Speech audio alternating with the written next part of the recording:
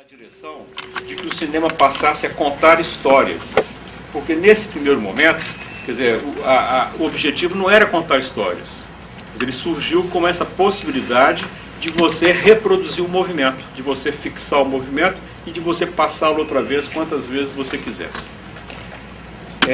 Em seguida, quer dizer, dessa descoberta, alguns realizadores de cinema começaram a utilizar aquela forma na narrativa.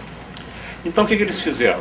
A gente, quer dizer, o homem sempre contou histórias, né, gente? Desde muito antes do cinema, quer dizer, as pessoas se juntavam em voltas de fogueiras e cada um contava a sua história, contava seu caso, e muitas outras formas narrativas, porque o cinema é uma linguagem narrativa, já estavam muito desenvolvidas. O caso, por exemplo, do teatro, que existia desde a antiguidade, desde os gregos ou até antes, e o caso da literatura, quer dizer, você já tinha histórias que eram narradas através do papel, com palavras, ou do teatro, com a representação das pessoas. Então, num primeiro momento, quer dizer, o cinema começou a utilizar essas formas de narrar que já existiam em outras artes. Então, incorporou, por exemplo, coisas do teatro. Então, se vocês veem, por exemplo, filmes daquela época, filmes muito assim, do início do século XX, 1900 e pouco, vocês vão ver que é muito semelhante a uma peça de teatro filmada, onde você vai ter quase sempre a câmera parada e a situação acontecendo ali na frente. E o que é muito importante, não tem cortes de uma cena para outra.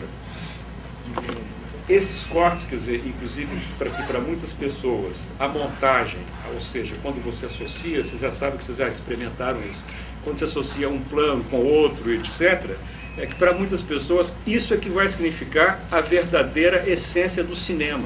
Quando você associa uma imagem com a outra e com isso você cria uma terceira condição. Quer dizer, você faz avançar a sua história, você, na sucessão das imagens, vai criando uma narrativa.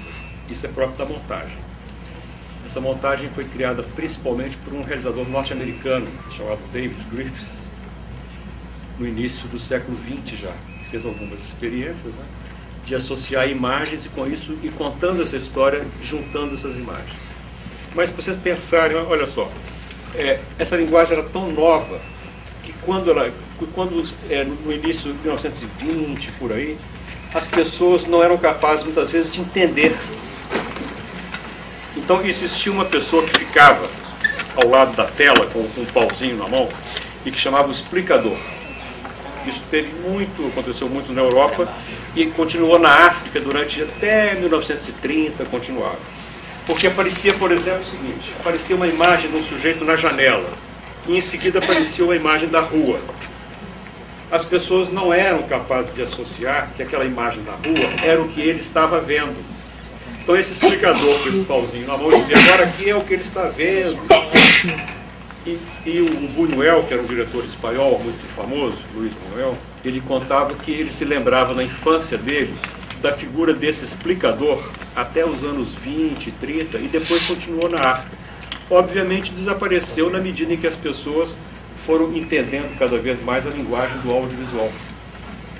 Agora, se a gente pensar que hoje nós estamos no século XXI e que as crianças, hoje uma criança de 2, 3 anos, ela já sabe que aquela imagem que apareceu ali é o que o cara está vendo na rua. Quer dizer, isso já foi incorporado quase no nosso DNA.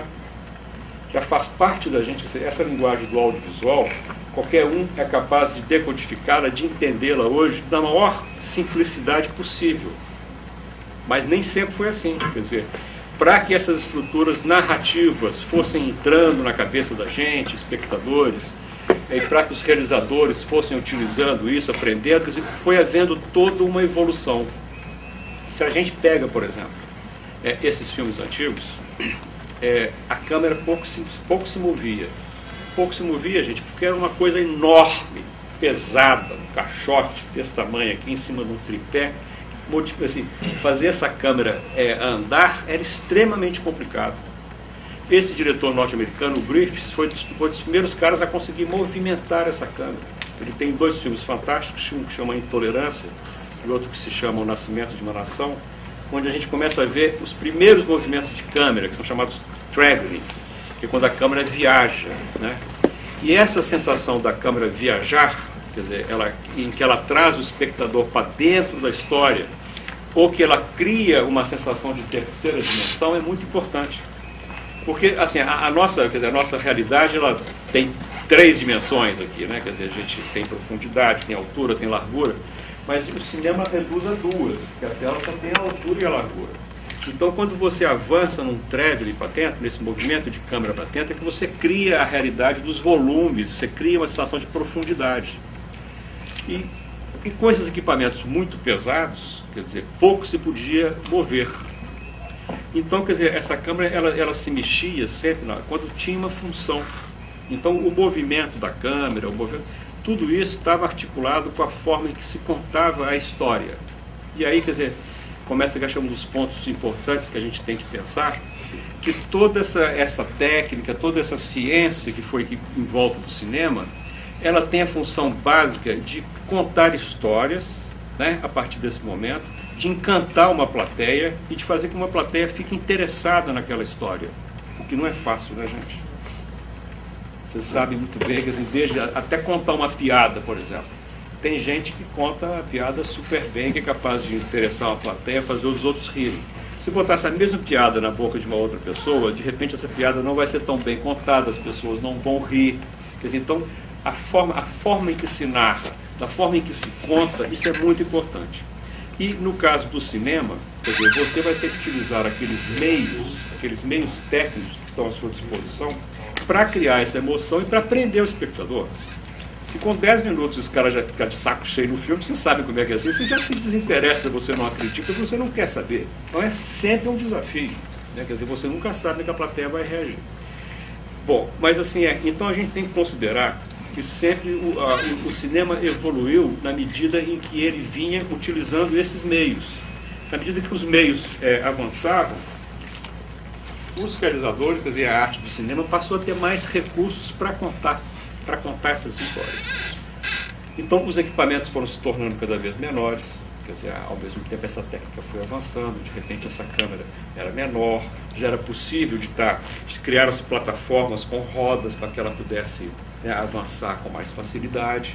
E o cinema foi perdendo essa cara de teatro filmado que ele tinha, onde as situações estavam sempre paradas, não é? E ao mesmo tempo incorporou-se o som, surgiu o som, quer dizer, se antes a gente não tinha o som, os filmes eles dependiam basicamente da imagem. E foram feitos grandes filmes sem som. Quer dizer, eu tenho a impressão que todos vocês devem conhecer Charles Chaplin, por exemplo, né? Se a gente pode assistir filmes do Charles Chaplin mudos e que são sensacionais, em que ele consegue transmitir tudo aquilo que ele queria sem precisar dizer uma palavra, sem precisar de ter um som. Você tinha basicamente um acompanhamento sonoro e algumas legendas escritas na tela, às vezes necessárias para a pessoa perceber o desenvolvimento da história. Mas, quer dizer, a narrativa se apoiava muito, então, na imagem, na forma que essa imagem ia sendo construída.